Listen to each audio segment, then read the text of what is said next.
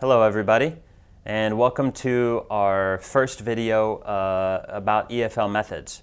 So all of us are teachers of English as a foreign language, and some of us have been teaching for a long time, some of us for a few years, some of us may be new to the profession.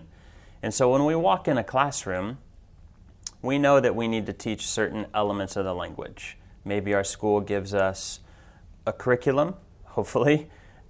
We've created lesson plans, we have books, we have our students, we have everything we need in our classroom to teach. We are present. So when all of these pieces come into a classroom, the question still remains, how are we going to teach what we need to teach? How are we going to ask our students to behave, to act, to do certain things, to speak, to listen in a way that will help them learn English the best? And I think that's the question that we're trying to get at when we talk about methods. Now, I've taught this topic several times, and invariably I have one teacher who comes to me after the first session and says, look, this session was interesting, maybe even fun, but I hate methods. I remember my methods class in college or in my training to become a teacher, and it was the most boring thing. I thought I was done with that. I want to have something practical. Just tell me, give me fun games to play with the students. And what I want to say is we'll get to that, and we'll practice a lot of hopefully interesting, fun, and good techniques for our students to learn English. But even that, how do we do it? How do we make those decisions? How do we as teachers do what we do in the classroom? That gets back a little bit further to the methods that we employ. Now, when we decide on which methods, how we're going to do something, there are three pieces of the puzzle that we need to think about. There are three elements that we have to know and be aware of when we start to decide, what is my method going to be? The first one is, the most important, our students. Our students come into the classroom, they're in front of us. Who are they? What do they need? How do they learn? What level of English are they at? Are they beginners, intermediate, advanced? What type of learning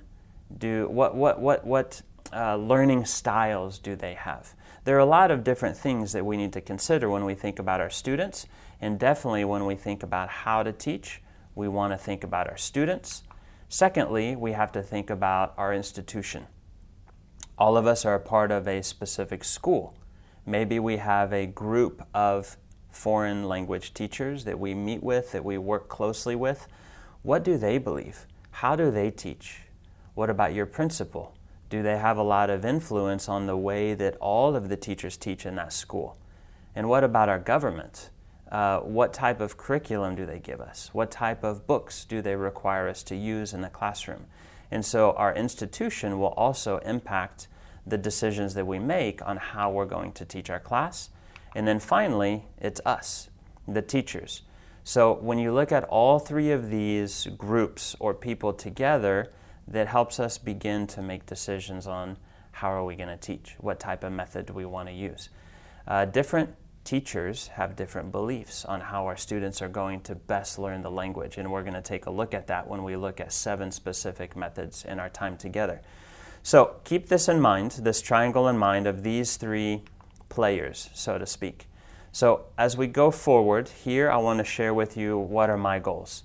My primary goal is for each of you by the end of our sessions together to be able to look at a variety of methods, to look at your students, your institution, yourself as a teacher, and be able to write in 2 to 3 sentences, what is your principled eclectic method? Maybe you're not just going to have one method, I hope you don't, but you're going to have an eclectic methodology where you choose from 2 or 3 or 4, but it's not just random methods. We want to really think about which ones and why those. We'll look at 7, the pros and cons of 7 in particular. There are a lot more.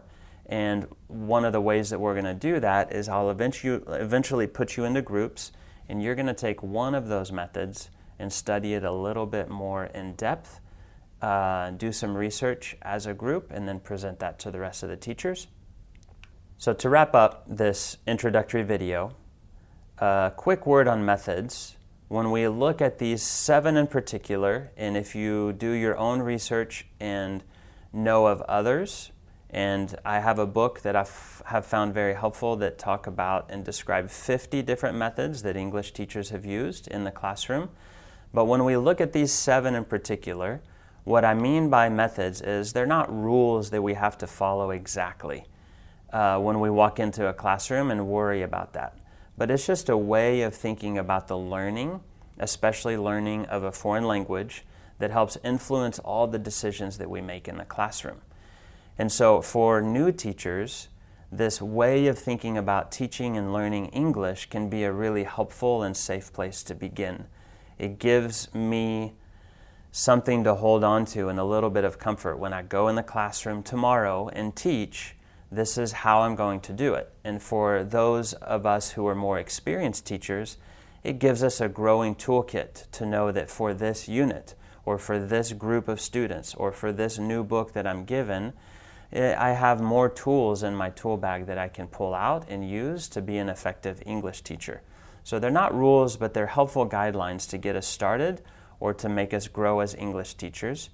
And each of the 7 have pros and cons, things that they add to the teaching that make hopefully our teaching and the students' learning better.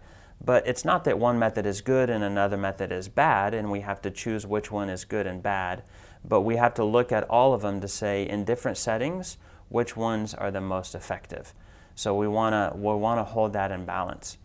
Now, I mentioned at the beginning of the video, I believe I mentioned at the beginning of the video, that the way that we teach, the methods that we use, whether we know what method we use or not, and we want to get to where we know and understand that better and better, all of the methods out there come from somewhere. There are reasons why these different methods have been developed and created.